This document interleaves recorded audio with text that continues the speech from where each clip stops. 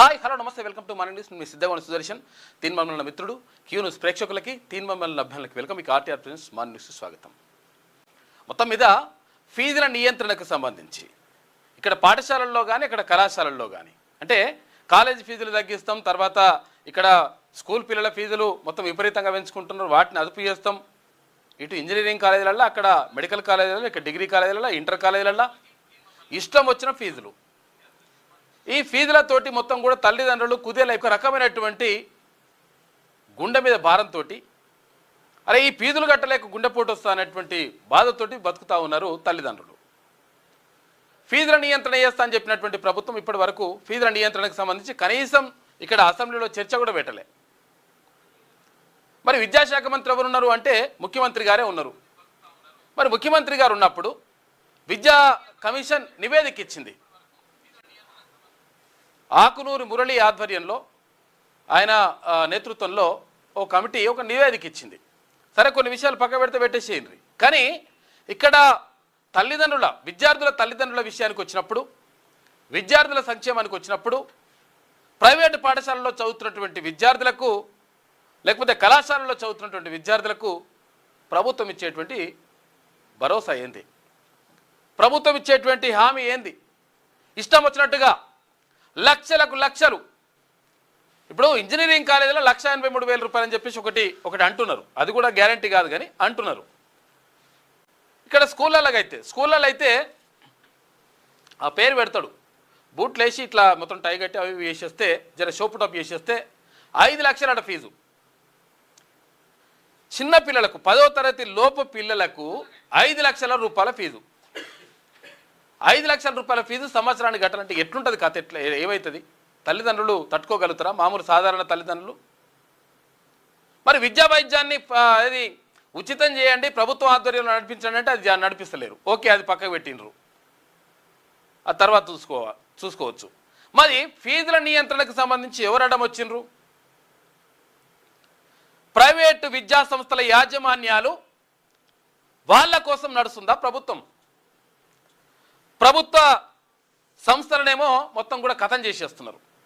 విశ్వవిద్యాలయాల్లో ప్రొఫెసర్లు లేరు, అసిస్టెంట్ ప్రొఫెసర్ లేరు, అసోసియేట్ ప్రొఫెసర్ లేరు, పూర్తిగా సిబ్బంది ఉండదు. దీని గురించి పట్టించుకుంటూ ఉండడు.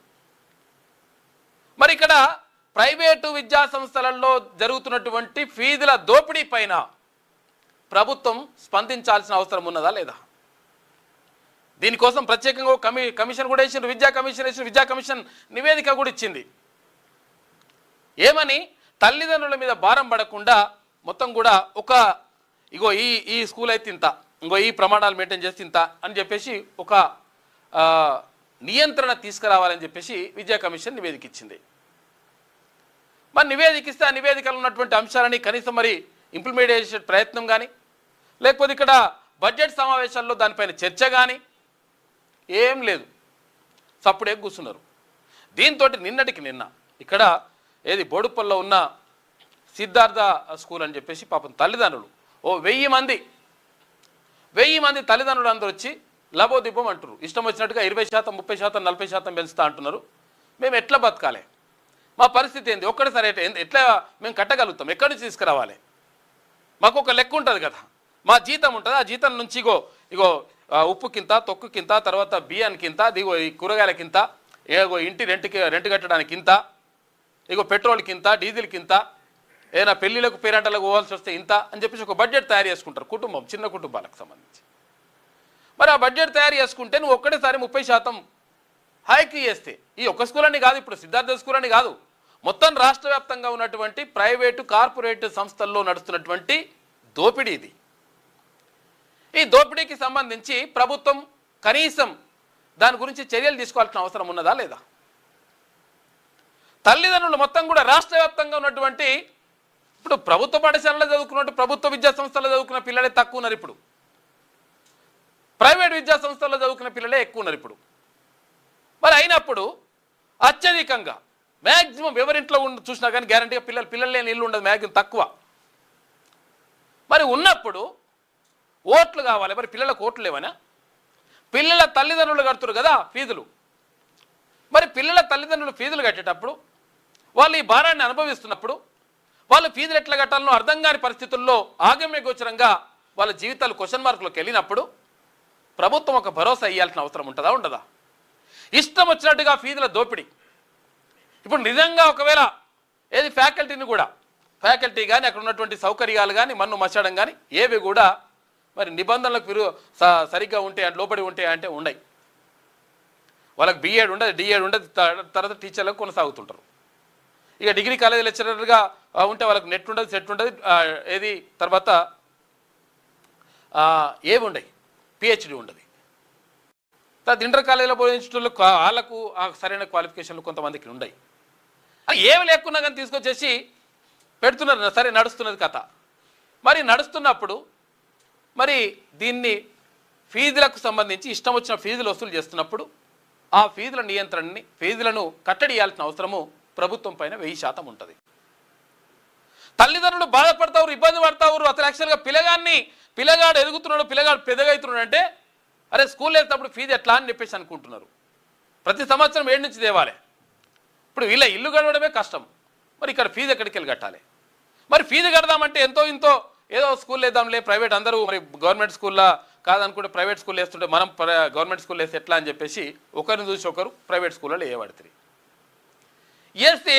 వేసిన తర్వాత డబుల్ త్రిబుల్ ఫీజులు అంటుకుంటే ఏడికెళ్ళి కట్టుతారు, వాళ్ళ బడ్జెట్ ఎడ సరిపోతుంది. కాబట్టి లక్షలు ఫీజులు వసూలు చేస్తున్నటువంటి ప్రైవేట్ విద్యా సంస్థల పైన నియంత్రణ ఏది? ఈ కమిటీ వేస్తాం, పిమిటీ వేస్తాం, అది ఇది అంటారు. ఇప్పుడు ఏమవుతుంది? ఇప్పుడు ఏప్రిల్ వచ్చే మే జూన్లో ఇక స్టార్టే అయిపోయాయి. జూన్ 12 తారీఖు నాడు స్కూల్ స్టార్ట్ అవుతాయి.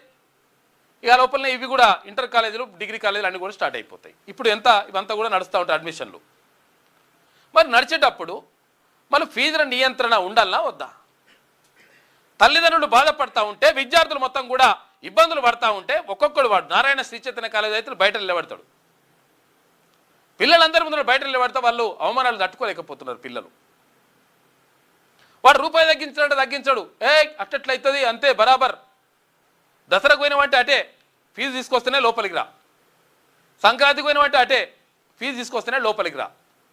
తల్లిదండ్రులు ఆడికి వచ్చి కూర్చొని పడిగాపులు కాసి ఏనన్నా అప్పుసొప్పు చేసి లేకపోతే ఇక్కడ బంగారం అంటే ఏమైనా ఉంటే కుదవబెట్టి ఈ రకరకాలుగా ఇబ్బందులు పడతా ఉంటే మరి ప్రభుత్వం దీనిపైన ప్రత్యేకంగా శ్రద్ధ తీసుకోవాల్సిన అవసరం ఉందా లేదా?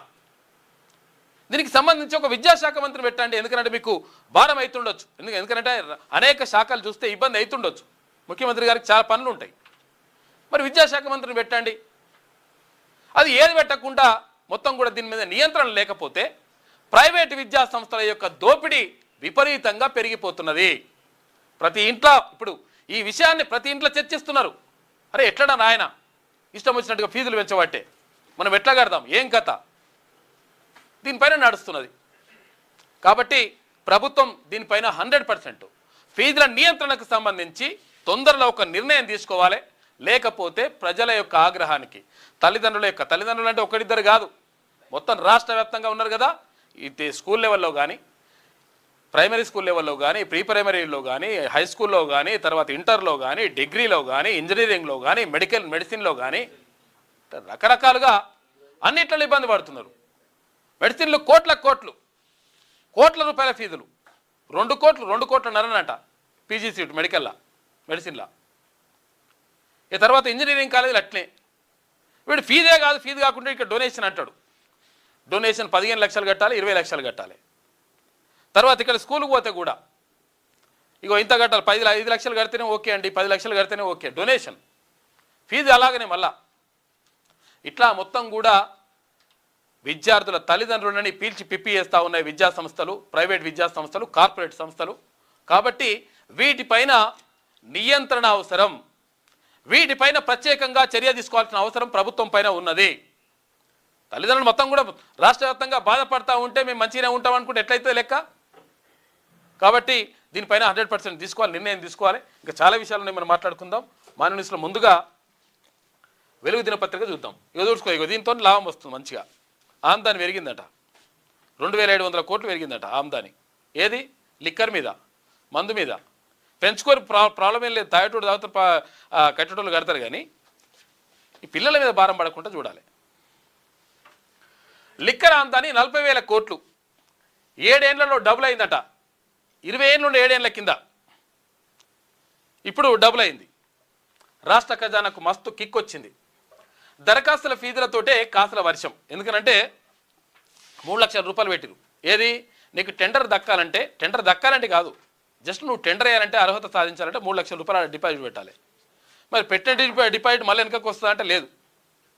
అటే అయినా సరే పెట్టింది చాలామంది, పెట్టేసి మంచి కిక్ వచ్చిందంట, గిరాక్ కూడా మస్తుగా అయింది.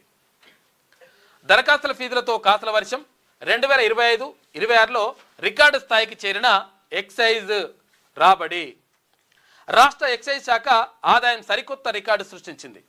రాష్ట్ర ఆవిర్భావం తర్వాత తొలిసారిగా మద్యం విక్రయాల ద్వారా వచ్చిన ఆదాయం 40,000 కోట్ల మైలురాయిని అధిగమించింది. 2025-26 ఆర్థిక సంవత్సరంలో ఎక్సైజ్ శాఖ 40,209 కోట్ల రూపాయల ఆదాయాన్ని ఆర్జించింది. మద్యం అమ్మకాలు, వాటిపై వ్యాట్తో కలిపి ఈ మొత్తం వచ్చింది. గత 7 ఏళ్ల కాలంలోనే ఈ ఆదాయం రెట్టింపు కావడం గమనార్హం. 7 ఏళ్లలో డబుల్ అయింది. మరి ప్రజల యొక్క జీవన ప్రమాణాలు కూడా డబుల్ కావాలి కదా, వాళ్ళ జీతాలు కూడా డబుల్ కావాలి. అయితే ఏమన్నా 7 ఏళ్లలో గమనార్హం. ఇక 2024-25 ఆర్థిక సంవత్సరంతో పోలిస్తే ఈసారి అదనంగా 2,722 కోట్ల రూపాయలు ఒక సంవత్సరానికి, పోయినసారికి ఈసారికి మేర విక్రయాలు పెరిగి సుమారు 7% వృద్ధిని నమోదు చేసింది. మనం ఏం చేస్తామంటే ఆర్థిక వృద్ధి 8% కావాలి, 10% కావాలి, 12% కావాలని అనుకుంటాం. లిక్కర్లో మాత్రం మెల్లగా బాగానే పెరుగుతున్నది, నడుస్తున్నది. ఏమైనా కానీ మందులో మాత్రం మనము అభివృద్ధిని సాధిస్తున్నాం, ప్రగతిని సాధిస్తున్నాం. ఏమైనా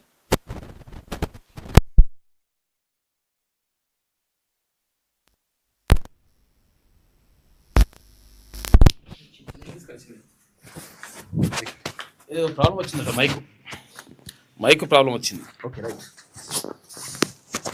అయ్యో ఇట్లా లిక్కర్ ఆమ్దాని మాత్రం మంచిగానే పెరుగుతున్నది. చెరువుల్లోకే డ్రైనేజీలు, పల్లెలు పట్టణాల్లోంచి మానవ వ్యర్థాలు, రాష్ట్రం అంతా ఇదే సీన్.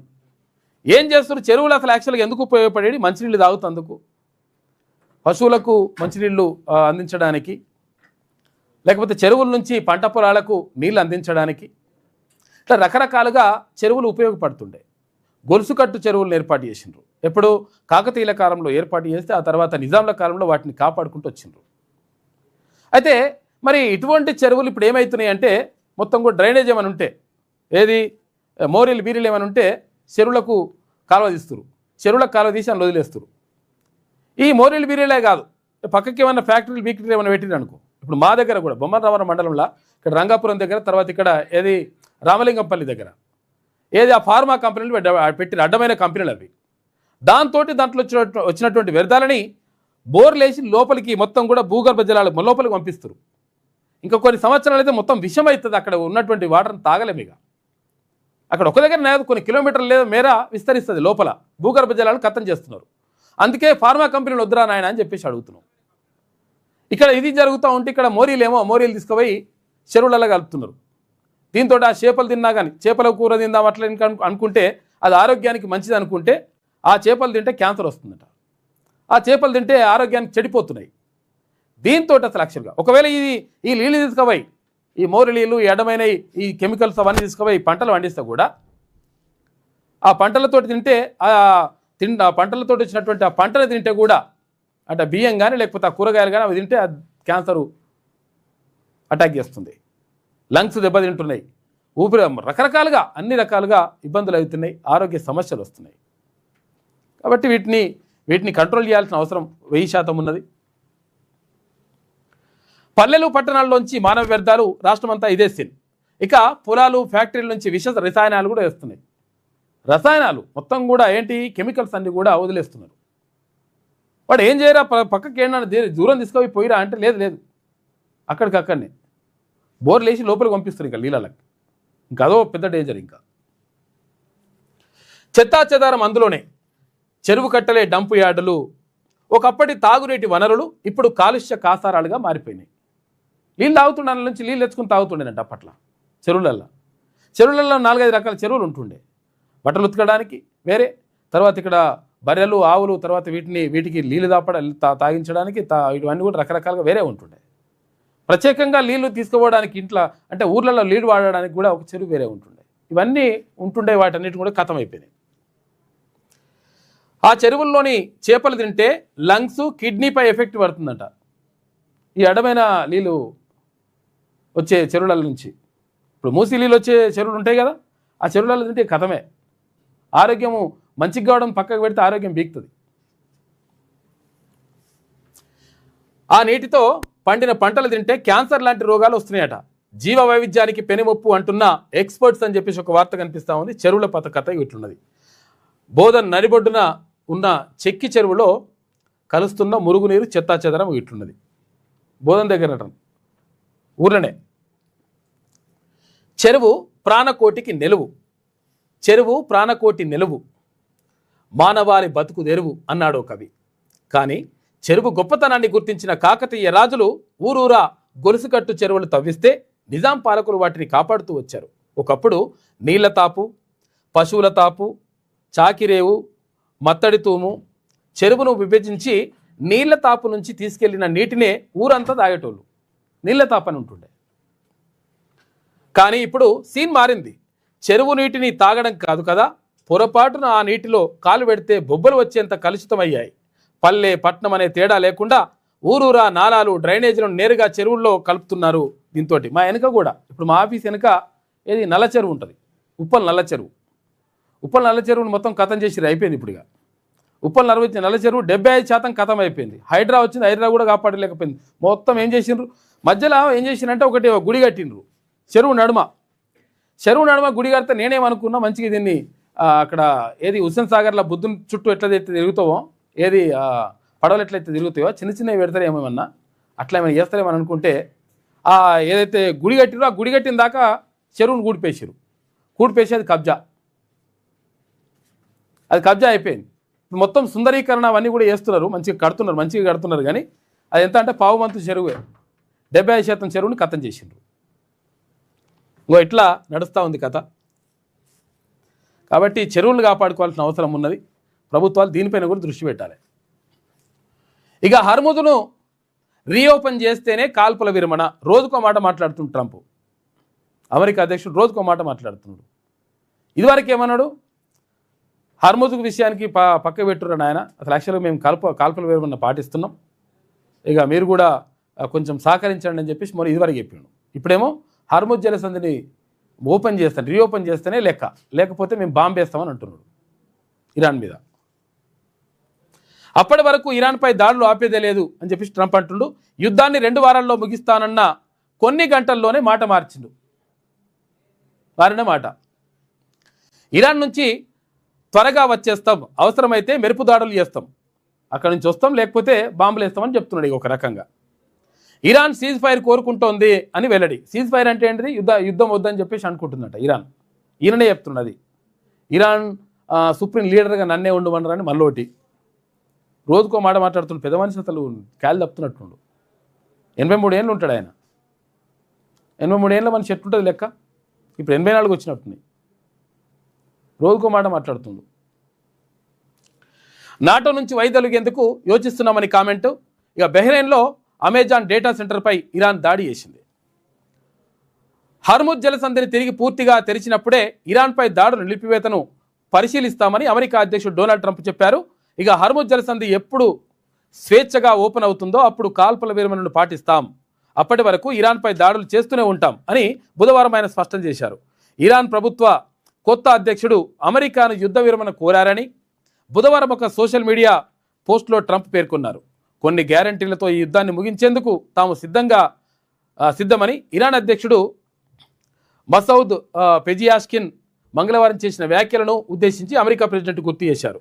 హర్ముద్ను తెరవకపోయినా, ఎలాంటి ఒప్పందం లేకపోయినా తాము సాధ్యమైనంత త్వరగా ఈ వివాదం నుంచి బయటపడాలని ఆశిస్తున్నట్లు గంటల వ్యవధిలో చెప్పినటువంటి మాట అప్పటికప్పుడే చెప్పిండు. గంటల సేపట్లో మన మాట మార్చేసిండు. గంటల వ్యవధిలోనే ట్రంప్ మాట మార్చడం గమనార్హం. ఇజ్రాయెల్, అమెరికా దళాలు కలిసి ఇప్పటికే ఇరాన్ను బలహీనపరిచాయి, వారు నాతో ఒప్పందం చేసుకోవాల్సిన పని లేదు అని ఆయన మంగళవారం వైట్ హౌస్లో జరిగిన సమావేశంలో ప్రకటించిండు. రోజుకో మాట, పూటకో మాట కాదు, గంటకో మాట మాట్లాడుతుండు మనిషి. మరి కాల్పుల విరమణ చేసేస్తాం, మేము యుద్ధం ఆపేస్తామని ఒక మాట మాట్లాడాడు. తర్వాత అట్టెట్లయితుంది, హర్ముద్ని రీఓపెన్ చేస్తేనే లెక్క, లేకపోతే మేము బాంబేస్తా అంటుండు మళ్ళా. అది అట్లా. ఇక అమరావతి ఏ రాష్ట్రానికి ఆ రాష్ట్రానికి రాజధాని ఉంటుంది. అయితే అది ఆంధ్రప్రదేశ్ రాజధాని ఏదంటే ఓసారి అమరావతి అని, ఓసారి విశాఖపట్నం అని, ఓసారి కర్నూలు అని, ఇట్లా రకరకాలుగా వస్తుండే. మొత్తం మీద మరి ఇప్పుడు అమరావతిని ఫైనల్ చేస్తూ నిన్న ఇక్కడ పార్లమెంట్లో కూడా బిల్లు ప్రవేశపెట్టిండ్రు. దానిపైన ఆమోదం కూడా జరిగింది. అయితే దానిపైన చర్చ జరిగింది. మూజువాని ఓటుతోటి నెగ్గింది అది. అయితే మొత్తం మీద ఇప్పుడు అమరావతి శాశ్వత రాజధానిగా ఉండే అవకాశం ఉంది. అయితే జగన్ అంటున్నాడు మేము వచ్చిన తర్వాత మళ్ళీ మారుస్తామని అంటున్నాడు. మళ్ళీ ఏమవుతుందో అర్థమవుతలేదు. ఇక అమరావతి సరే మా సంగతి ఏందని చెప్పేసి ఇక్కడ ఉన్నటువంటి ఎంపీలు అడుగుతున్నారు. విభజన హామీలు ఏమైనాయి? కేంద్ర ప్రభుత్వం ఇచ్చినటువంటి విభజన హామీలు ఏమైనాయి? రాష్ట్ర విభజన సమయంలో తెలంగాణకు కొన్ని హామీలు ఇచ్చిండ్రు కదా, ఆ హామీలను ఎప్పుడు నెరవేరుస్తారని చెప్పేసి నిన్న ఎంపీలు అడిగినరు. విభజన హామీలపై కేంద్రాన్ని నిలదీసిన తెలంగాణ ఎంపీలు ఏపీ పునర్విభజన చట్ట సవరణ బిల్లుపై లోక్సభలో చర్చ జరిగింది. తెలంగాణకు కేంద్రం తీరని అన్యాయం చేస్తున్నదని ఫైర్ అయినరు. ఇక రైల్వే కేటాయింపులు, ఎయిర్పోర్ట్ల ఏర్పాట్లో వివక్ష అని చెప్పేసి ఎంపీ గడ్డం వంశీకృష్ణ, తెలంగాణకి ఇచ్చిన హామీలను వెంటనే నెరవేర్చండి అని చెప్పేసి ఎంపీ మల్లు రవి, తెలంగాణ ప్రయోజనాలను కేంద్రం విస్మరించిందని చెప్పేసి ఎంపీ రఘురామ్ రెడ్డి మాట్లాడారు నిన్న. ఏపీకి రాజధానిగా అమరావతి సరే కానీ తమ రాష్ట్ర సంగతి ఏంటని తెలంగాణ కాంగ్రెస్ ఎంపీలు పార్లమెంట్ వేదికగా కేంద్ర సర్కార్ను నిలదీశారు. ఇక ఆంధ్రప్రదేశ్కు రాజధాని కోసం తెచ్చిన అమరావతి చట్టబద్ధత బిల్లుకు మద్దతిస్తున్నామని, అయితే విభజన చట్టంలో తెలంగాణకి ఇచ్చిన హామీలు ఏమయ్యాయని ప్రశ్నించారు. చట్టంలో పొందుపరిచిన బయ్యారం స్టీల్ ప్లాంటు, విద్యా సంస్థలు, తెలంగాణకు ఒక జాతీయ హోదా ప్రాజెక్టు, ఇతర హామీలు నెరవేర్చాలని డిమాండ్ చేసిండ్రు. ఇక డబుల్ ఇంజన్ సర్కారు పేరుతో తెలంగాణకు నీళ్లు, నిధులు, ప్రాజెక్టుల విషయ కేటాయింపులో చేస్తున్న అన్యాయాన్ని లోక్సభ వేదికగా ప్రశ్నించారు. బనకచెర్ల, నల్లమల సాగర్ పేరుతో ఏపీకి అక్రమంగా తెలంగాణ నీళ్ల మళ్లింపు, రామగుండం నుంచి చివరి నిమిషంలో ఏపీకి సెమీకండక్టర్ ఫ్యాక్టరీ తరలింపుపై బగ్గుమన్నారు. అక్కడ ప్రాజెక్టులు కట్టుకోవడానికి ఓకే, ఇక్కడ నీళ్ళు ఎత్తుకపోతందుకు ఓకే చేస్తారు. పైసలు ఎవరు ఇస్తున్నారంటే కేంద్రం ఇస్తుంది. ఎందుకు ఇస్తున్నారు అంటే అక్కడ కేంద్ర ప్రభుత్వానికి మద్దతు తెలియజేసిరట. ఎవరు? Telugu Desam party, Janasena party. మరి మనమేమో తెలంగాణ నుంచి డైరెక్ట్గా ఎంపీలను గెలిపించేసి కేంద్ర ప్రభుత్వానికి ఇచ్చిన 8 మందిని డైరెక్ట్గా గెలిపిస్తే తప్పట. డైరెక్ట్గా గెలిపిస్తే తప్పు, ఎవరైనా మద్దతు ఇస్తే మంచిదంట. అందుకని ఈసారి బీజేపీ ఎంపీలను గెలిపించొద్దని వాళ్ళు చెప్పకనే చెప్తున్నారు అన్నమాట. కేంద్ర ప్రభుత్వమే చెప్తుందా ఇట్లా? బీజేపీ వాళ్ళని గెలిపియకండి, ఎవరైనా మద్దతు ఇచ్చేటోళ్ళని గెలిపియండి, గెలిపిస్తే మేము ఏమైనా పనులు చేసి పెడతామన్నట్ట ఇప్పుడు దీని కథ. బీజేపీ ఎంపీలు కూడా పోయి అడుగుతలేదు, గట్టిగా నిలదీస్తలేరు. మరి ఏం చేస్తారో అర్థమవుతలేదు. ఇక్కడ తెలంగాణ నుంచి పంపించింది మేము సపరేట్గా కూర్చుంటుందికా, లేకపోతే మంత్రి పదవులు అనుభవిస్తుందికా?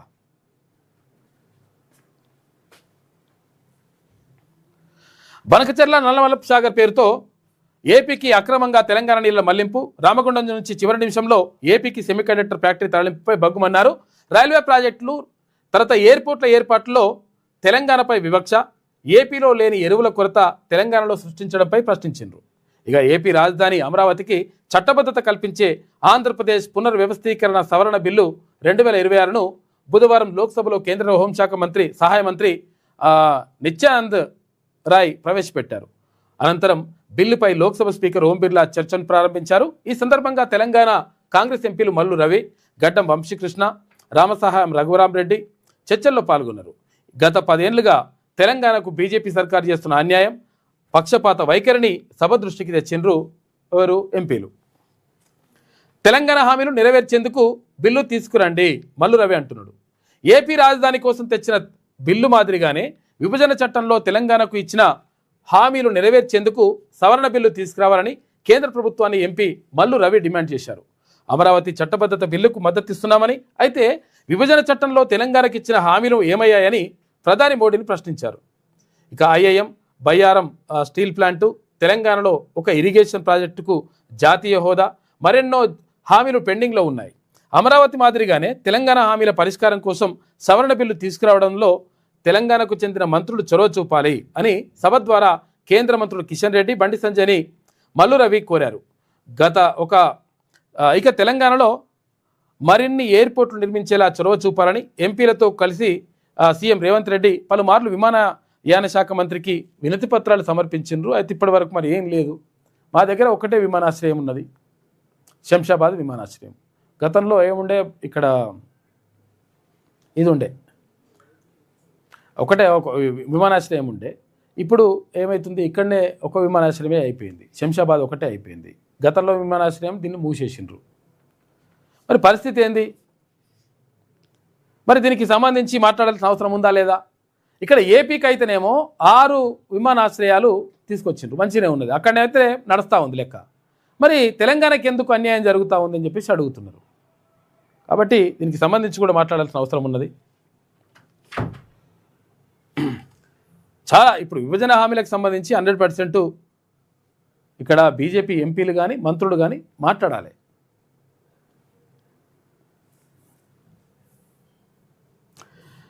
ఇక ఐటీలో ఒరాకిల్ కలకలం సృష్టిస్తుంది. మొత్తం కూడా ఒరాకిల్ దాంట్లో అక్కడ మొత్తం ఉద్యోగాలు తీసేస్తారట. ఇప్పటికీ 30,000 మందిని తీసేసిండ్రు. దాంట్లో 12,000 మంది మనోళ్ళు ఉన్నారట. మరీ దారుణంగా ఉంది. సాఫ్ట్వేర్లో ఎప్పుడు ఉద్యోగం ఉంటుందో ఎప్పుడు ఉద్యోగం పోతుందో తెలియని పరిస్థితి. వచ్చినప్పుడేమో లక్షల జీతాలు వచ్చేసి అన్ని ఈఎంఐలు పెట్టుకుంటారు పాపం. వాళ్ళు పెట్టుకొని అక్కడ ఇల్లు కొంటారు, కారు కొంటారు, మంచిగా జల్సాగా మంచిగా అంతా మొత్తం సెట్ చేసుకున్న తర్వాత ఒక్కసారి ఉద్యోగం పోతుంది. ఏం చేయాలనో అర్థం కాని పరిస్థితి, క్వశ్చన్ మార్కులకు వెళ్ళిపోతుంది. ఇట్లా జరుగుతుంది.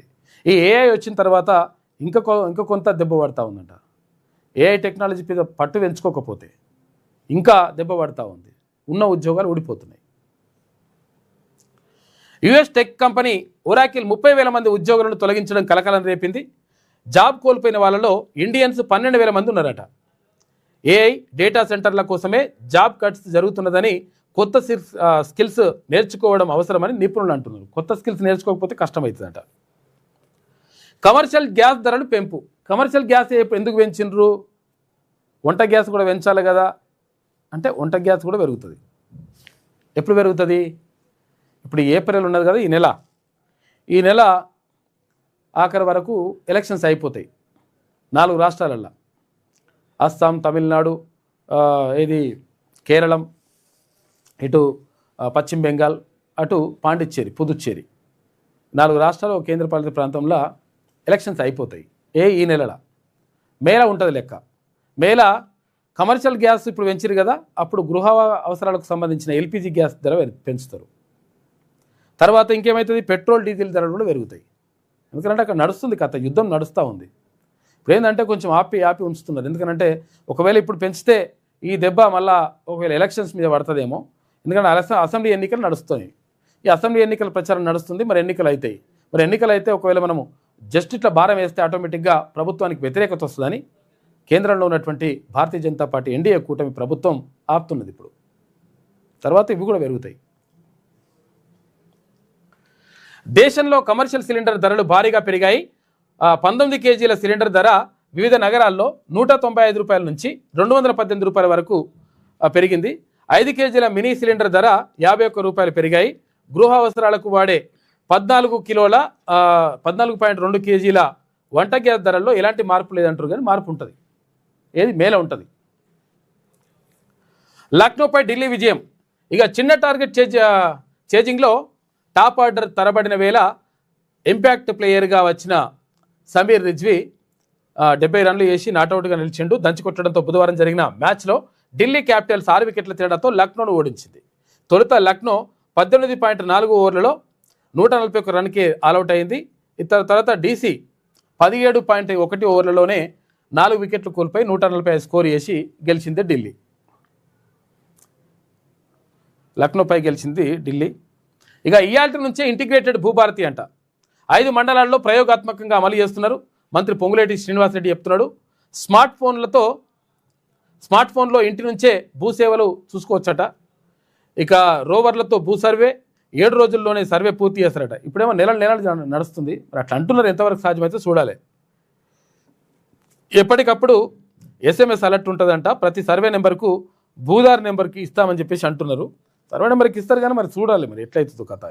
ఇప్పుడు ఒకటే సర్వే నెంబర్లో కొన్ని ప్రభుత్వ భూములు ఉంటున్నాయి, కొన్ని ప్రైవేట్ భూములు ఉంటున్నాయి. ఇదేందో కథ, ఎట్లా సెట్ చేస్తారో ఏందో. ఇగో సంచుల్లో 14 టన్నుల కూలిన మాంసం. టన్ అంటే ఎంత? 1000 కిలోలు. టన్ అంటే 1000 కిలోలు. 14,000 కిలోలు ఏదో ఒక్క దగ్గరనే దొరికింది. హైదరాబాద్ మంగళహాట్లో పట్టుకున్న టాస్క్ ఫోర్స్ అని చెప్పేసి ఒక వార్త. మాంసము, కుళ్ళిపోయిన మాంసము ఇక్కడ వివిధ రాష్ట్రాలలో చచ్చిపోతాయి కదా, ఏంటి గొర్రెలు, మేకలు, ఇవన్నీ చచ్చిపోతాయి కదా, పశువులు.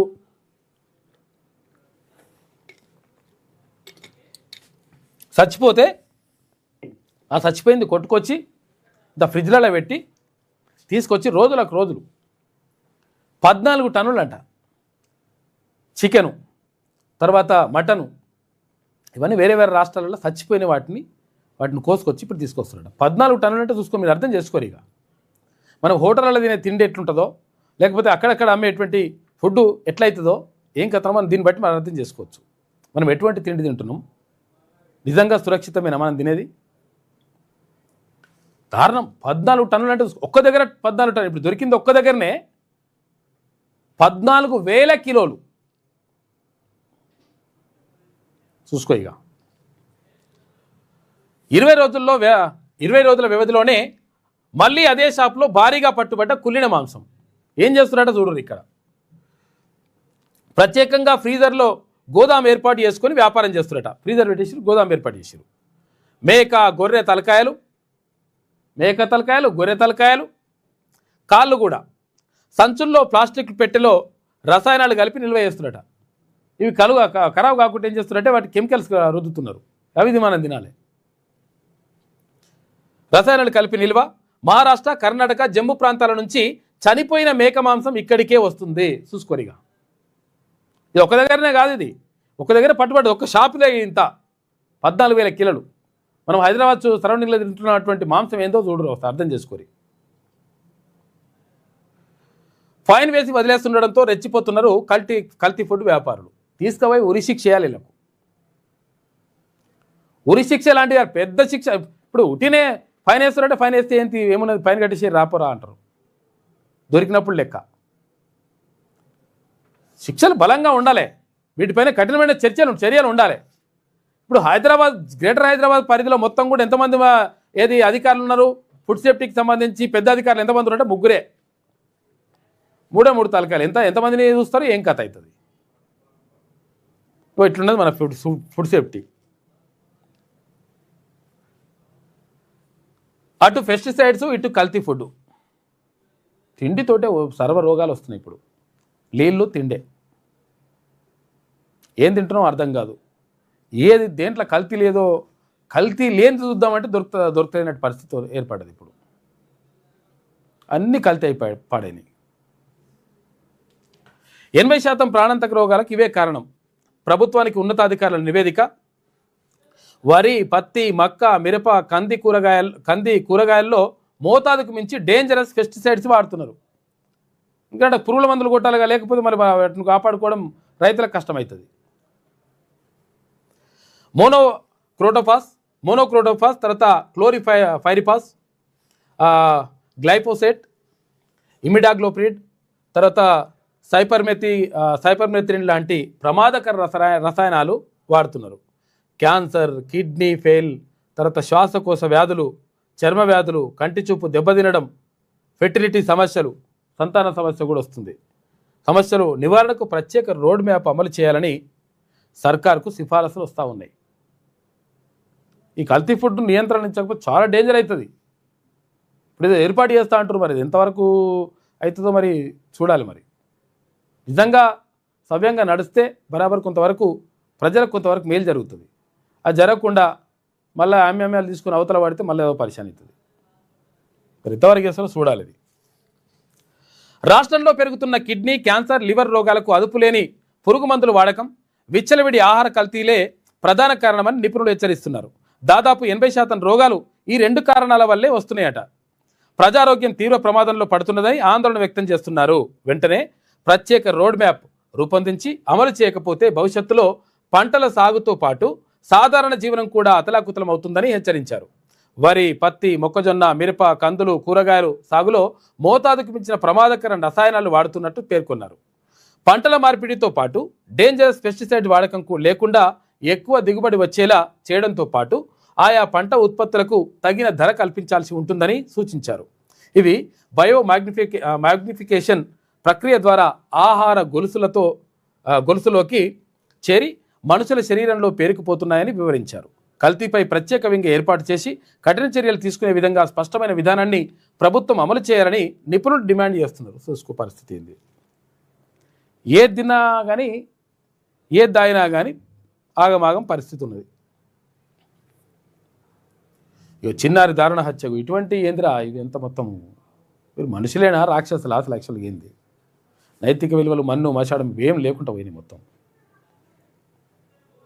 చెరువు కట్ట మీద అనుమానాస్పద స్థితిలో మృతదేహం ఉందంట, బలిచ్చారంటూ పుకార్లు వస్తున్నాయి. అలాంటి అనవాళ్ళు ఏం లేవని పోలీసులు అంటున్నారు. పోస్టుమార్టం కోసం గాంధీ హాస్పిటల్కు డెడ్ బాడీ తరలించారు. నారాయణపేట జిల్లాలో ఘటన జరిగింది. పాపం ఇది వెలుగులో ఉన్నటువంటి ప్రధాన కథనాలు. అయితే ఒకసారి విజయక్రాంతి చూద్దాం. ఎల్లంపల్లికి గ్రహణం పట్టిందట. ఎల్లంపల్లి ప్రాజెక్టుకి శ్రీపాద ఎల్లంపల్లి అని ఇక్కడ గోదావరి జలాల వినియోగంలో తెలంగాణకు జీవనాడి శ్రీపాదరావు పేరు పెట్టి కూడా రాష్ట్ర ప్రభుత్వం నిర్లక్ష్యం చేస్తుందని ఒక కథనం వేసింది విజయక్రాంతి. సమస్యల పరిష్కారంలో ప్రభుత్వ జాప్యం, గోదావరి ఫేజ్ 2, ఫేజ్ 3 పనులు పూర్తి కాక సామర్థ్యం తగ్గుదల, సవాళ్లను అధిగమిస్తేనే సమృద్ధిగా నీరు, ప్రాజెక్టుకు సమగ్ర ప్రణాళిక అవసరమని నిపుణులు అంటున్నారు. శ్రీపాదరావు నామకరణం చారిత్రక ఘట్టం అని చెప్పేసి అంటున్నారు. ఆయన పేరు పెట్టిండ్రు కానీ దీన్ని పట్టించుకోవట్లేదనేటువంటి ఆరోపణలు ఉన్నాయి. ఇట్లా తెలంగాణలో గోదావరి జలాలను వినియోగంలోకి తీసుకురావడంలో శ్రీపాద ఎల్లంపల్లి ప్రాజెక్టుది కీలక పాత్ర. సుమారు 5,000 కోట్ల రూపాయల వ్యయంతో తెలంగాణకు జీవనాడిగా నిలిచేందుకు ఉద్దేశించిన ఈ ప్రాజెక్టు ప్రస్తుతం పలు సమస్యలతో పూర్తి సామర్థ్యాన్ని అందించలేకపోతుంది. నీటి స్థాయిల అస్థిరత, లిఫ్ట్ ఇరిగేషన్పై అధికంగా ఆధారపడడం, విద్యుత్ ఖర్చుల పెరుగుదల వంటి సాంకేతిక సమస్యలు ప్రాజెక్టు నిర్వహణను భారంగా మార్చాయి. మరోవైపు గోదావరి ఫేజ్ 2, ఫేజ్ 3 ప్రాజెక్టుల పనుల జాప్యం అవుతుండడంతో ఆశించిన స్థాయిలో నీటిని వినియోగించుకోవడంలో ఆటంకాలు ఎదురవుతున్నాయి.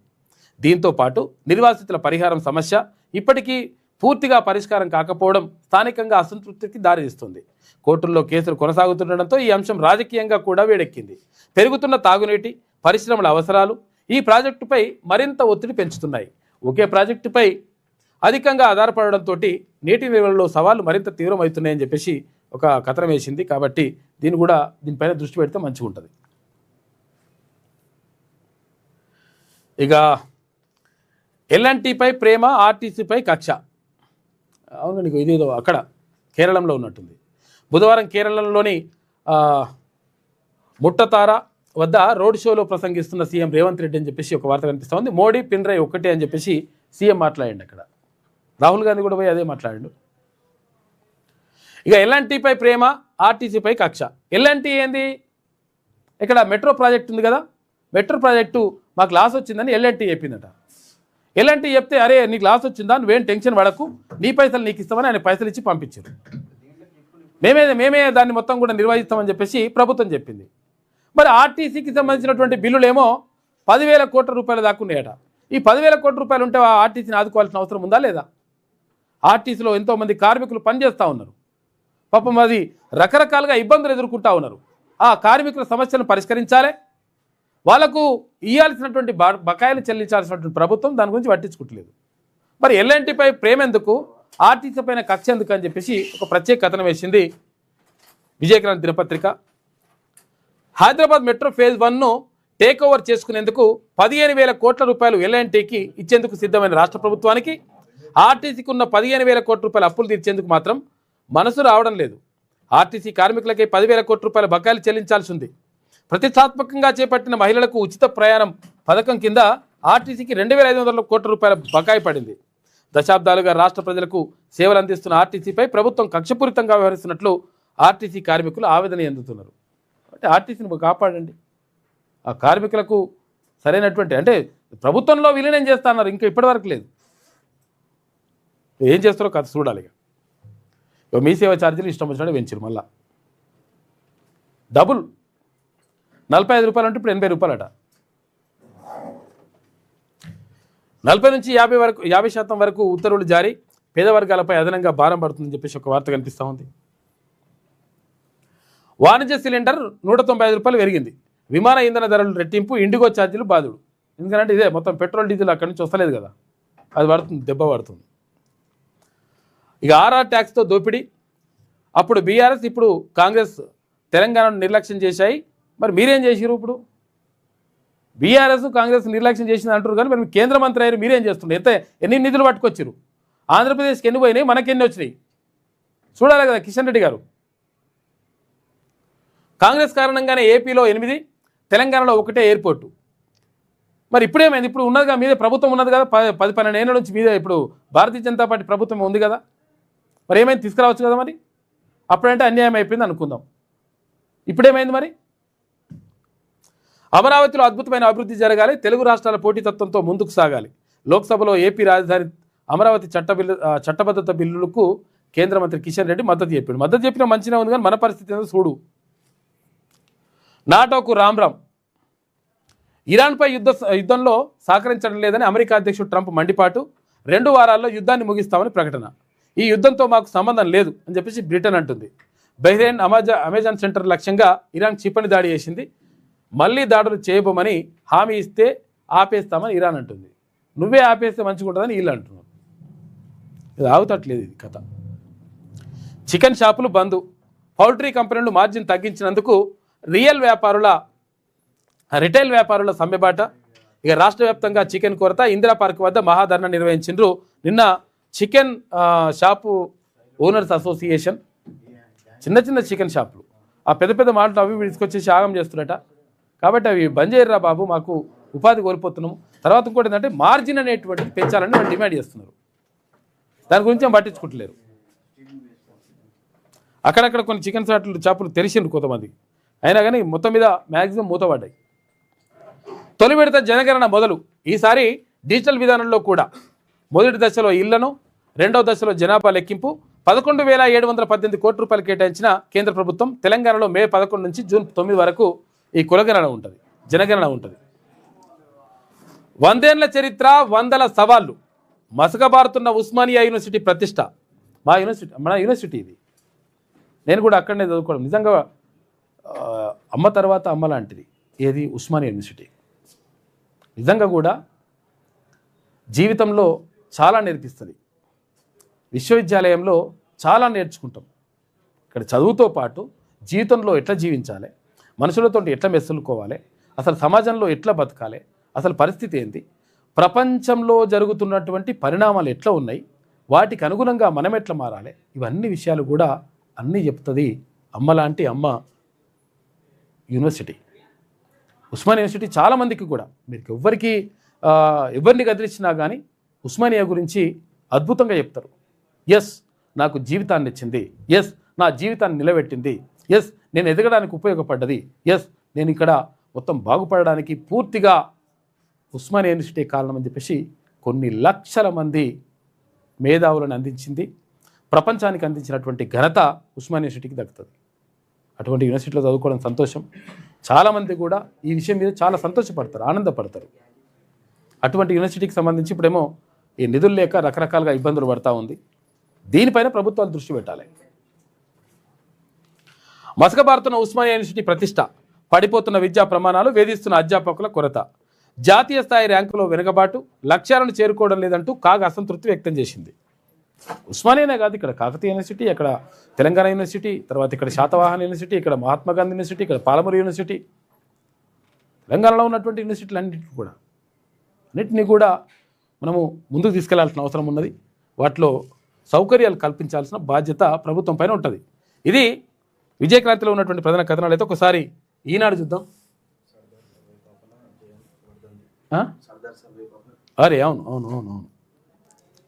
ఇవాళ బహుజన వీరుడు సర్దార్ సర్వాయి పాపన్న వర్ధంతి. ఇవాళ కొడితే గోల్కొండ కోటనే కొట్టాలి. అరే కల్లంతో ఏమొస్తాయిరా, పైసలు వస్తాయి, లేదు, కొడితే గోల్కొండ కోటనే కొట్టాలని చెప్పినటువంటి బహుజన వీరుడు. ఒక్కటే కాదు, ఇక్కడ ఉన్నటువంటి చుట్టుపక్కల ఉన్నటువంటి కోటలన్నిటినీ కొట్టుకుంటూ వచ్చి 100% ఎక్కడ గోల్కొండ కోట పైన నేను జెండా ఎగరేస్తా అని చెప్పేసి ఎగరేసినటువంటి బహుజన వీరుడు.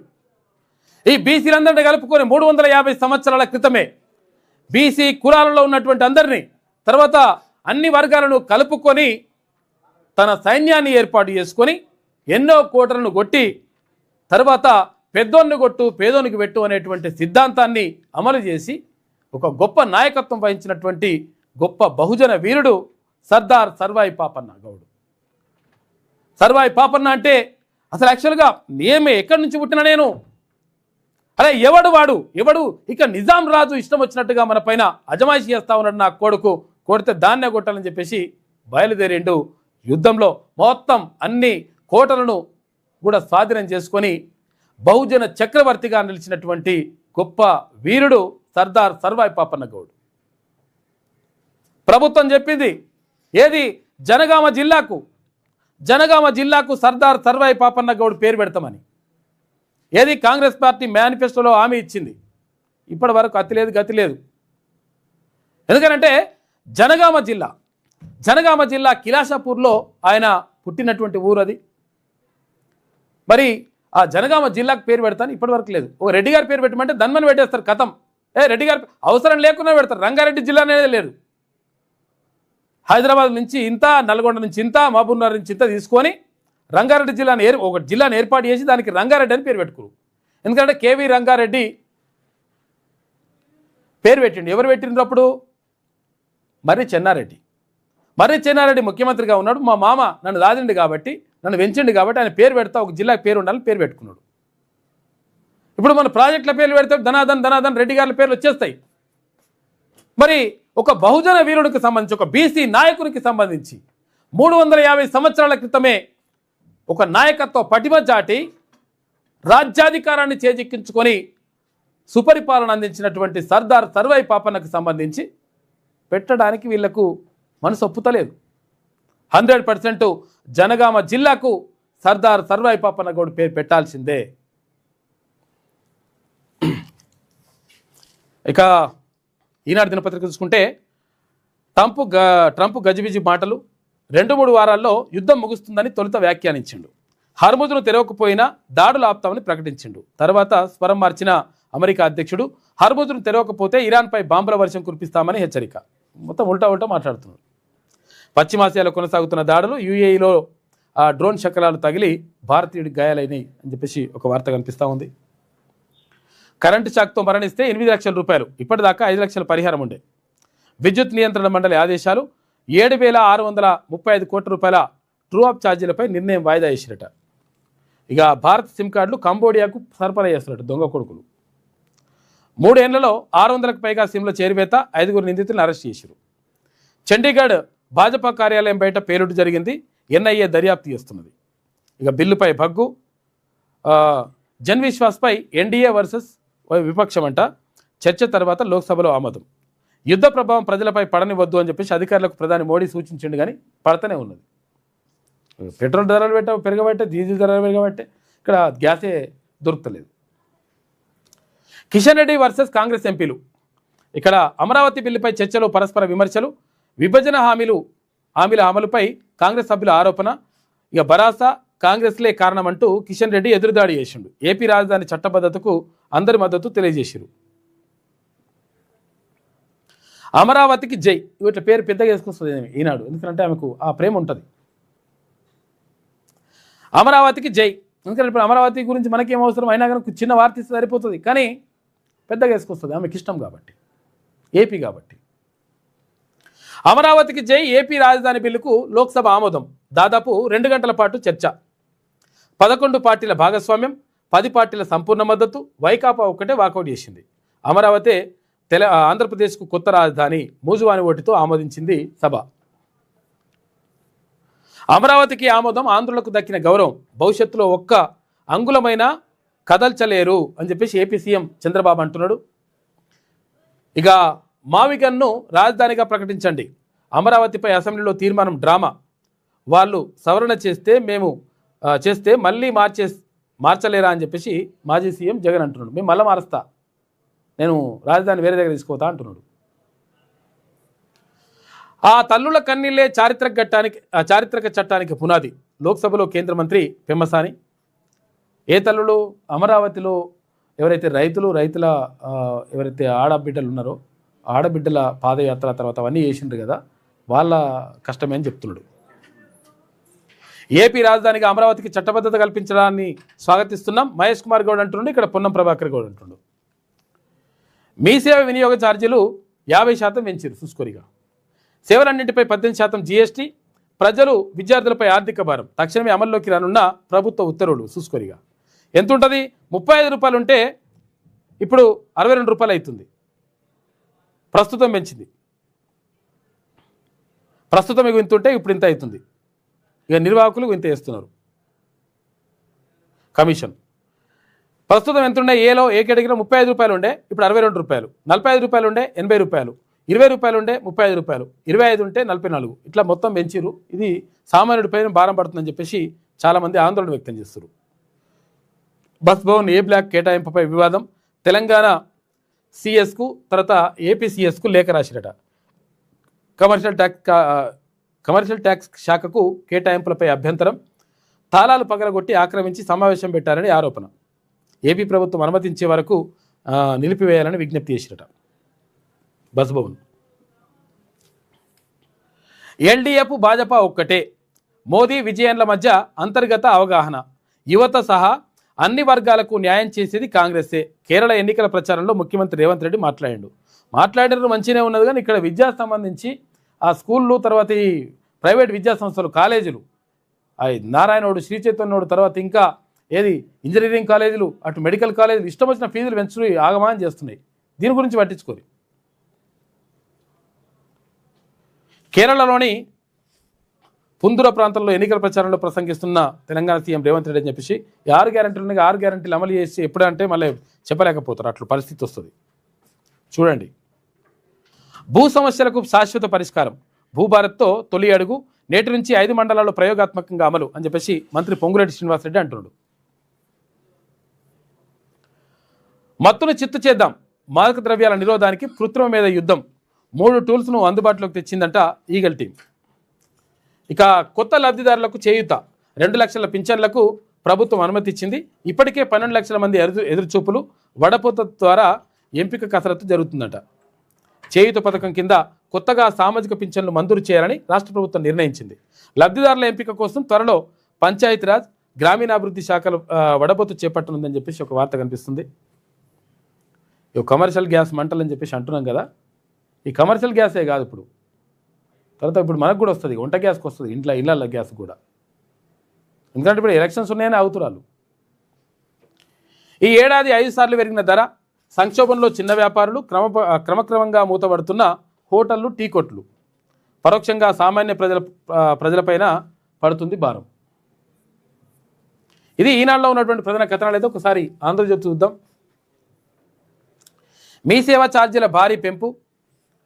కుల, ఆదాయ, జనన, మరణ ధృవీకరణ పత్రాల దరఖాస్తు రుసుము 45 రూపాయల నుంచి 80 రూపాయలు అయింది. ఇప్పుడు సవరించిన ధరలు తక్షణమే అమల్లోకి. నిర్వాహకుల వాటా 70% పెంచినట. మంచిగా ఉన్నది. మంత్రి దుద్దిలకు తెలంగాణ మీ సేవా ఫెడరేషన్ ధన్యవాదాలు చెప్పింది. వాళ్ళకి పెంచినట. మంచిగా ఉన్నది కథ. కానీ ప్రజల మీద భారం పడుతుంది. వాణిజ్య సిలిండర్పై మళ్లీ బాధుడు. 195 రూపాయల 50 పైసలు మేర పెంచిన చమురు సంస్థలు. 2320 రూపాయలకు చేరుతున్న కమర్షియల్ సిలిండర్ ధర. ఇక ప్రీమియం పెట్రోల్పై లీటర్కు 11 రూపాయల వడ్డన పెరుగుతుందట. ఇక ప్రీమియం డీజిల్ మీద ₹50 పెరిగిన విమాన ఇంధన ధరలు. ఇక విమానయానం ప్రియం అంటే రేటు పెరుగుతుంది. అది కూడా. రాష్ట్రంలో సిఎన్జి తిప్పలు సరఫరా తగ్గడంతో 40% మేర నిలిచిపోయిన వాహనాలు. మొత్తం వస్తుంటే రోడ్డు మీద వస్తుంటే ఆటోలు, తర్వాత కార్లు ఉంటాయి కదా, సిఎన్జి ఏంటి ఈ బంకుల కాడ మొత్తం కిలోమీటర్లే నిలిచిపోయినాయి. దారుణంగా ఉంది పరిస్థితి. గ్యాస్ దొరకలేదు. నిలిచిన వాహనాలు బంకుల్లో కిలోమీటర్ల కొద్దీ ఆటోలు, క్యాబ్లు క్యూ కట్టినాయి. 7 నుంచి 8 గంటల పాటు నిరీక్షణ. ఇక తగినన్ని ట్రిప్పులు వేయకపోవడంతో బ్లాక్ చేస్తున్నాయంటే యాప్లు. ఆందోళనలో డ్రైవర్లు ఉండరు. పాపం వాళ్ళ పరిస్థితి ఆగమ్య గోచరంగా ఉంది. ఇక అమెజాన్పై దాడి. అన్నంత పని చేసిన ఇరాన్. అమెజాన్ టెక్ కంపెనీ లక్ష్యంగా క్షిపణులు వర్షం కురిపించిందట. మొత్తం బాంబులు వేసి పడేసింది. మొత్తం నడుస్తూ ఉంది. ఇక ట్రంప్ కుప్పిగంతలు. 2 వారాల్లో యుద్ధం ముగుస్తుందని ఒక మాట చెప్పిండు. హర్మోజ్ చర్చేదాకా ఆగదని మరో మాట చెప్తున్నాడు. ఇరాన్తో ఒప్పందం చేసుకోవాల్సిన అవసరం లేదని ఇంకో మాట. నాటో నుంచి తప్పుకుంటానని వ్యాఖ్య. ఇవాళ ట్రంప్ మీడియా సమావేశం ఉంటుందంటే కీలక ప్రకటన చేస్తారని వైట్ హౌస్లో చేస్తారని చూస్తున్నట్టు అందరూ. మరి ఏం చేస్తాడో ఏం కదనో చూడాలి. పరిశానే ఉన్నది. అమరావతి చట్టబద్ధతకు లోక్సభ ఓకే చెప్పింది. సవరణ బిల్లుకు ప్రతిపక్ష కాంగ్రెస్ సహా 11 పార్టీలు మద్దతు ఇచ్చినాయి. జగన్ ఇక మాలిగన్. ఏపీ రాజధానిపై జగన్ కొత్త మాట. విశాఖ వద్దనుకుంటే ప్లాన్ బి. మచిలీపట్నం, విజయవాడ, గుంటూరుతో మావిగనంట.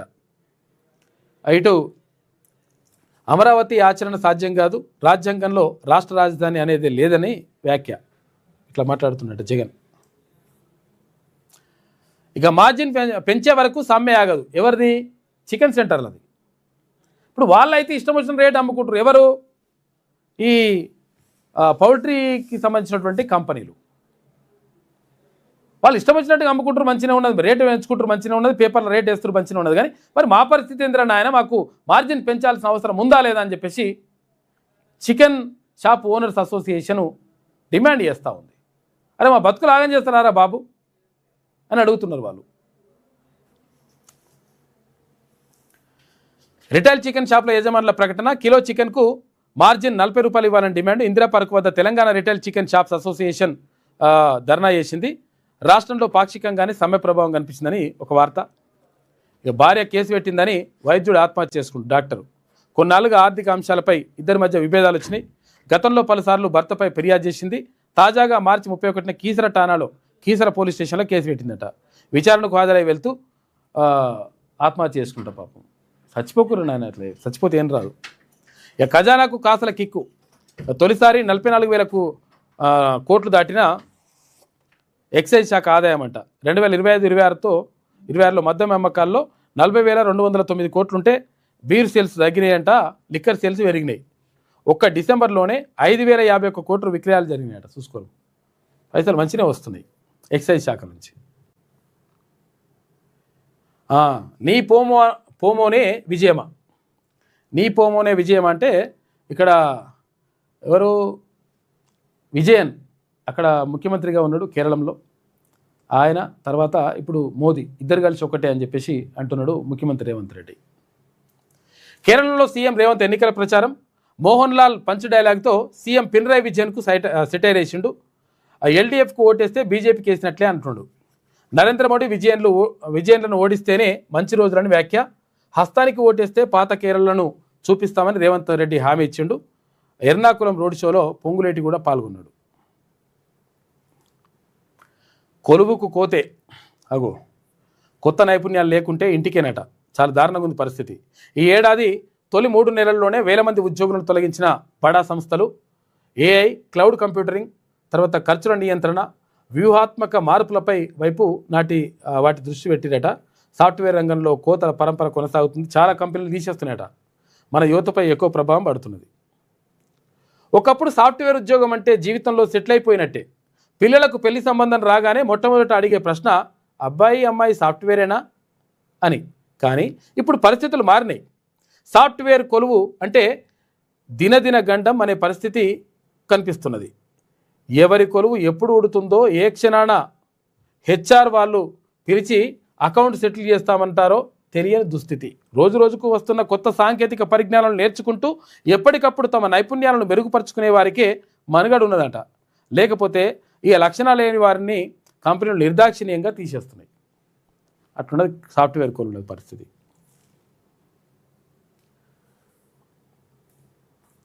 యుద్ధం ప్రభావం ప్రజల మీద పడొద్దు. నిత్యావసరాల ధరలు పెరగకుండా చర్యలు తీసుకోండి.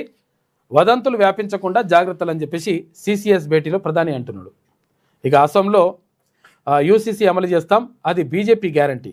కాంగ్రెస్ వస్తే చొరబాటుదారుల రాజ్యమే అని చెప్పేసి ఎన్నికల సభలో మోడీ మాట్లాడిండు.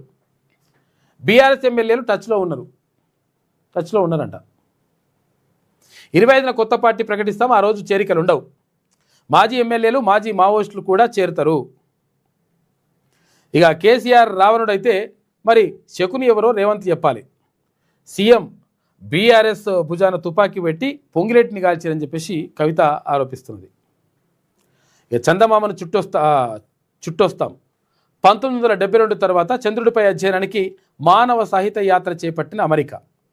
ఓరియన్ స్పేస్ క్రాఫ్ట్లో జాబిలిని చుట్టి రానున్న 4 వ్యోమగాములు 10 రోజులు మిషన్ ఉంటుందంట. చంద్రుడి దగ్గరికి పోయేస్తామని అంటారు వాళ్ళు. ఇది ఆంధ్రజ్యోతిలో ఉన్నటువంటి ప్రధాన కథనాలు. అయితే ఒకసారి శనార్థి తెలంగాణ చూద్దాం. ఇక సమ్మర్ హాలిడేస్ వచ్చేస్తున్నాయి. ఎప్పుడు? ఏప్రిల్ 24 నుంచి జూన్ 11 దాకా. ఎందుకంటే జూన్ 12 తారీఖు నాడు రీఓపెనింగ్ ఉంటుంది. జూన్ 11 దాకా సెలవులు ఉంటాయంట.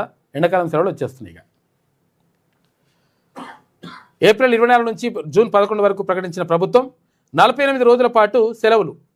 తిరిగి జూన్ 12న స్కూల్ రీఓపెన్ అవుతుంది. ప్రభుత్వ ప్రైవేట్ స్కూల్స్కు వర్తింపు అని చెప్పేసి ఒక వార్త కనిపిస్తూ ఉంది. ఇక పిల్లలకు ఫుల్గా మొత్తం ఎంజాయ్మెంట్ ఉంటుంది కథ. కాకపోతే జాగ్రత్తగా ఉండాలి ఎండాకాలం. గిగ్ వర్కర్ల రక్తం కంపెనీలకు లాభం, పార్ట్నర్ ముసుగులో బానిసత్వం.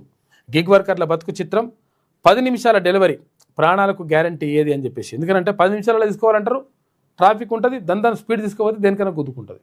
ఎవడు గ్యారంటీ ఇవ్వాలి? అభివృద్ధియా ఆధునిక బానిసత్వమా? బైక్ మీద బతుకు పోరాటం, కమిషన్ల దోపిడీ, ఐడీల బ్లాకింగ్.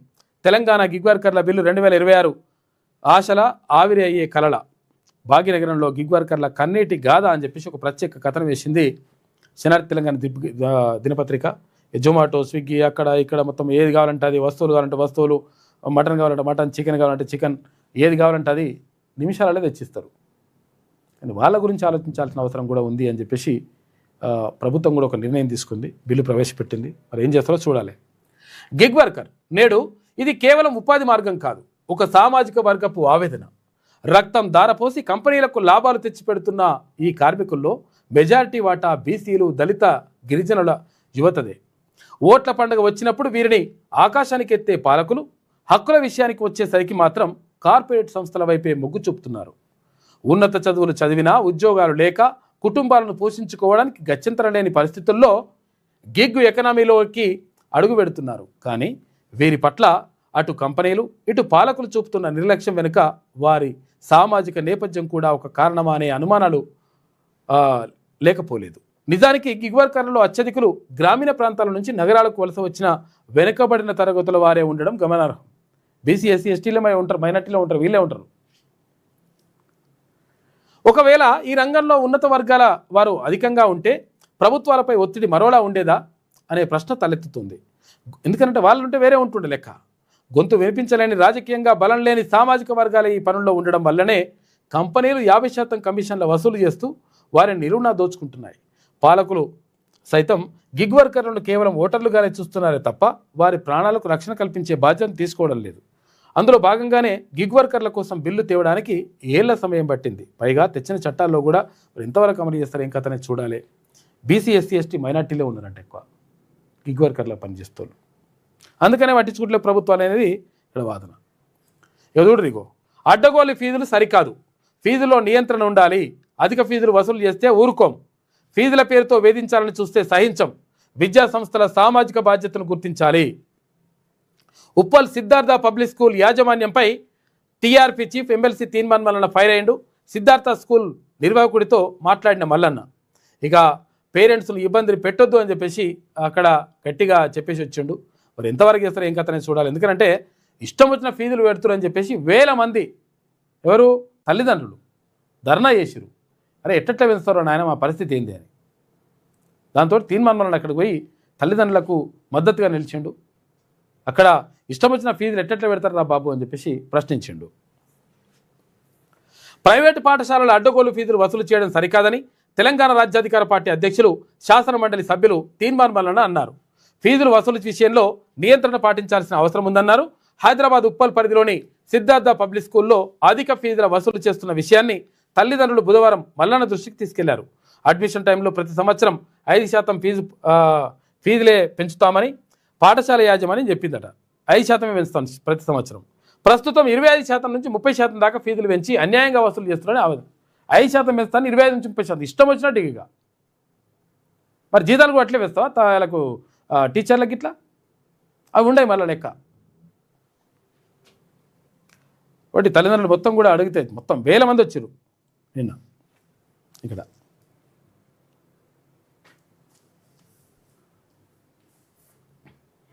ఇక కేజ్రీవాల్కు ఢిల్లీ హైకోర్టు నోటీసులు ఇచ్చింది. నిర్దోషిగా తేల్చడాన్ని సవాల్ చేసిన ఈడీ.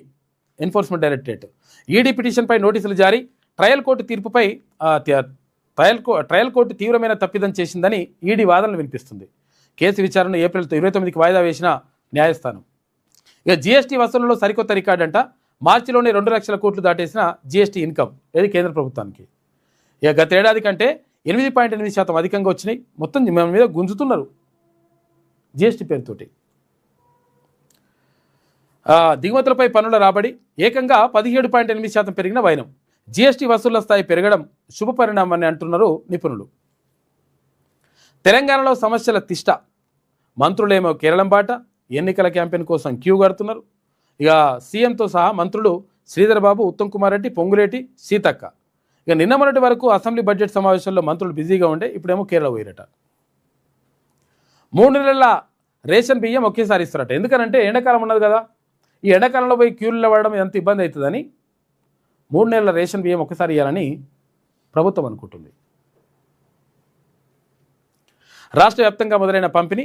తెలంగాణలో మొత్తం 1.05 కోట్ల తెల్ల రేషన్ కార్డులు ఉన్నాయి. ప్రజలు ఇబ్బంది పడకుండా చర్యలు. కొత్త ధాన్యం రానున్న క్రమంలో ఖాళీగానున్న గోదాములు అని చెప్పేసి ఒక వార్త కనిపిస్తుంది. రేషన్ షాపులో ఒక్కటిసారి ఇస్తారట 3 నెలలై. టీఆర్పీలోకి చేరికల జోష్. తెలంగాణ రాజ్యాధికార పోటీలోకి రోజు కూడా రాష్ట్ర వ్యాప్తంగా చేరికల పరంపర కొనసాగుతూ ఉంది. అన్ని జిల్లాల్లో కూడా మొత్తం కూడా పార్టీలో చేరికలు జరుగుతూ ఉన్నాయి. ఎందుకంటే ఇక్కడ మేమెంతో మాకంత అనేటువంటి నినాదంతో వస్తున్నటువంటి పార్టీ కాబట్టి ఎవరికంతో వారికంతా వాటా దక్కాల్సిందే అని చెప్పేసి అంటున్నారు. కాబట్టి 100% ప్రజలందరూ కూడా ఇక్కడ మొగ్గు చూపుతూ ఉన్నారు. ప్రధానంగా బీసీ, ఎస్సీ, ఎస్టీ, మైనార్టీలు మొగ్గు చూపుతూ ఉన్నారు తెలంగాణ రాజ్యాధికార పార్టీలో చేరడానికి.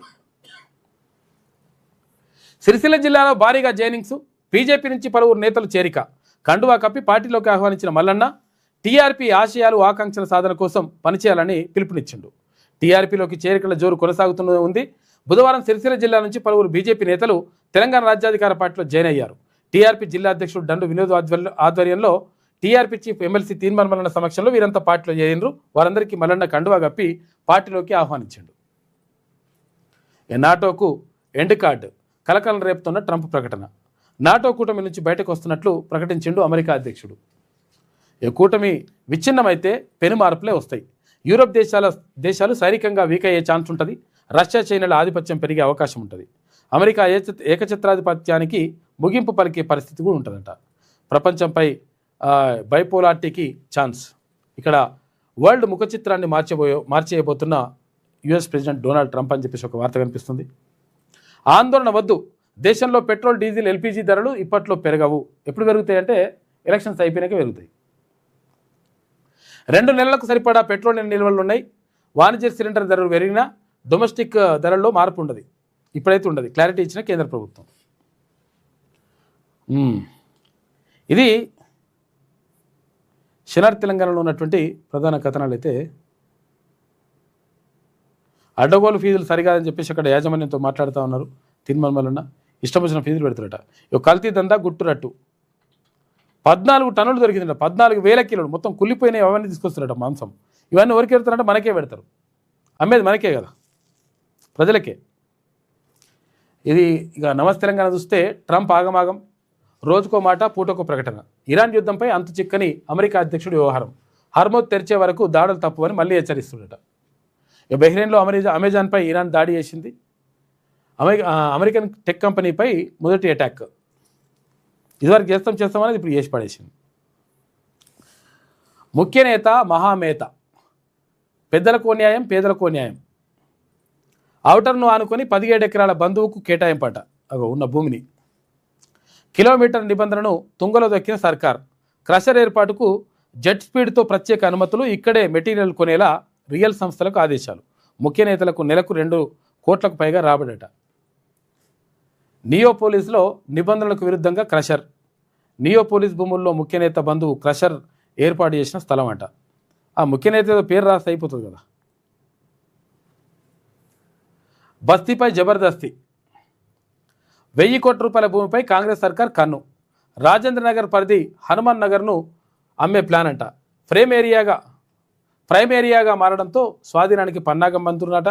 కాలనీలు ఖాళీ చేయించి రియల్ దందా కుట్రలు పండుతున్నారు. 50 ఏళ్లుగా ఉంటున్న పేదలు వెళ్ళిపోవాలని నోటీసులు ఇచ్చిండ్రు. బస్తీలో 600 కుటుంబాలు, పక్కనే ఖరీదైన విల్లాలు ఉన్నాయి. 2007లో 170 ఇళ్లకు పట్టాలు ఇచ్చిన నాటి మంత్రి జీవో నెంబర్ 58, 59 కింద పట్టాలు ఇచ్చేందుకు బీఆర్ఎస్ కృషి చేస్తుందంట. ఇప్పుడు పేదలను రోడ్డున పడేస్తున్న కాంగ్రెస్ అని చెప్పేసి ఒక వార్త కనిపిస్తూ ఉంది. అక్రమాల్లో డబుల్ ధమాకా, అక్రమార్కులపై వేటు పడింది, బడంగ్పేట డిప్యూటీ కమిషనర్ సస్పెన్షన్ అని చెప్పేసి ఒక వార్త కనిపిస్తుంది. ఇక కాజీపేట రైల్వే డివిజన్ ఏర్పాటు చేయండి, సికింద్రాబాద్ పై మోయలేని భారం, వికేంద్రీకరణ పరిష్కారం. 900 కిలోమీటర్ల పరిధి ఉన్న గుంటూరును ప్రత్యేక డివిజన్ చేశారు, మాకెందుకు చేస్తలేరని చెప్పేసి అడిగారు ఎంపీలు అక్కడ. ఇక కేంద్ర రైల్వే మంత్రికి బీఆర్ఎస్ వర్కింగ్ ప్రెసిడెంట్ కేటీఆర్ కూడా లేఖ రాసి లేఖ అందించిండు. మంత్రి అశ్విని వైష్ణవ్కు అందజేసిన పార్టీ ఎంపీల బృందం. కేటీఆర్ లేఖ రాస్తే ఎంపీలు పోయి తీసుకుపోయి ఇచ్చొచ్చినట. బాబు గ్యాస్ సిలిండర్తో వంట నా ఘనతే, మరోసారి చంద్రబాబు విచిత్ర వ్యాఖ్యలు. ఇక భారీగా పెరిగిన మీ సేవ ఛార్జీలంట. రేషన్ కార్డు, ఇన్కమ్ సర్టిఫికెట్లకు 80 రూపాయలట. బర్త్ సర్టిఫికేట్కు ప్రింటు ఈసీకి 62 రూపాయలు. ఇక పారాక్వాట్ గడ్డి మందు పైన నిషేధం పడ్డది, మంచి పని చేసింది ఇదైతే. అధికారిక ఉత్తర్వులు జారీ చేసిన ప్రభుత్వం. హోంగార్డు ఆత్మహత్య, ఎస్ఐ వేధిస్తున్నాడంటూ చివరి మాటలు రాశాడ. ఇటువంటి ఏకురండి ఆయన అసలు యాక్చువల్గా. ఇప్పుడు పోలీస్ డిపార్ట్మెంట్లో ఎక్కువ శాతం బాసిజం ఉంటుంది, చిన్న ఉద్యోగులని మనుషుల లెక్కనే చూడరంట, అటువంటి పరిస్థితి ఉంటుందని చెప్పేసి చనిపోయింది పాపం. సోషల్ మీడియాలో ఆడియో వైరల్ అవుతుంది. రేషన్ కార్డుల కోతకు సిద్ధం, వాళ్ళేమో రేషన్ కార్డులు వేయలేదు. హ్యామ్ ముసుగులో 8,000 కోట్ల రూపాయల స్కామ్. రోడ్ల అభివృద్ధి పేరిట లూటీకి తెరదీసిన కాంగ్రెస్ సర్కార్, ఆర్ఎండ్బి నిధులు విడుదలపై నిర్లక్ష్యం అని చెప్పేసి వేముల ప్రశాంత్ రెడ్డి అంటుండు. సెస్ విలీనానికి సర్కార్ కుట్ర, లాభాల్లో నడుస్తున్న విద్యుత్ సంస్థలపై కక్ష. కాళేశ్వరంపై పాటిల్ వ్యాఖ్యలు దుర్మార్గం, కేంద్ర మంత్రి అబద్ధాలు చెప్పడం దారుణం, ప్రాజెక్టు వల్ల 1,00,000 కోట్లు వృధా అయ్యాయా, బీఆర్ఎస్ ఎంపీల లేఖకు జవాబు ఇవ్వాల్సిందే అని చెప్పేసి మాజీ ఎంపీ బోయినపల్లి వినోద్ కుమార్ ఫైర్ అవుతున్నట. ఇది నమస్తే తెలంగాణలో ఉన్నటువంటి ప్రధాన కథనాలు. మొత్తం మీద జరుగుతున్నటువంటి పరిణామాలు ఇట్లా ఉన్నాయి. ఇంకా ఫుడ్ సేఫ్టీకి సంబంధించి 100% చర్యలు తీసుకోవాల్సిన అవసరం ఉన్నది. తర్వాత ఈ ఫుడ్ సేఫ్టీకి అంటే అసలు యాక్చువల్గా ఏది తిన్నా కానీ కల్తీ అయిపోతున్నాయి, కల్తీవే తింటున్నాం అనేటువంటి ఒక ఆందోళన వ్యక్తమవుతూ ఉంది. ఆరోగ్యం దెబ్బతింటా ఉంది, కొత్త రోగాలు వస్తున్నాయి. వీటన్నిటికీ చెక్ పెట్టాలంటే ఈ ఫుడ్ సేఫ్టీ, ఫుడ్ కల్తీని అడ్డుకట్ట వేయాలి.